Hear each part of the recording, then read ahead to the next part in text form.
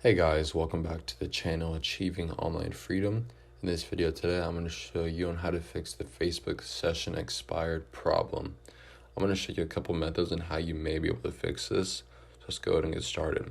One simple method is just pulling down the top right of your screen and maybe turning on and off Wi-Fi, or maybe even turning off cellular for a second and turning it back on.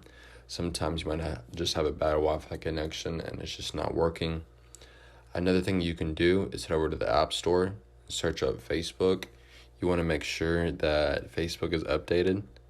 So I'll go and go to Facebook. As you can see, mine's updated. Just go ahead and select open, but it would have a little icon saying it needs to update. Another thing you can do is go over to settings, scroll down to general, click on iPhone storage, wait for this to load. It might take a couple seconds, but you can either scroll down or click the search. I'll go ahead and search Facebook.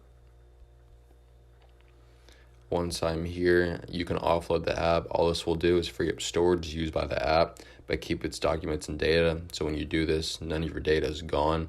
You then need to reinstall it. This kind of just resets the app and maybe fix some problems. So you just need to refresh Facebook. So go over here, refresh Facebook. You then want to hop back on and see if it keeps having this problem. So those are all the methods I'm going over today. So I hope this video did help you.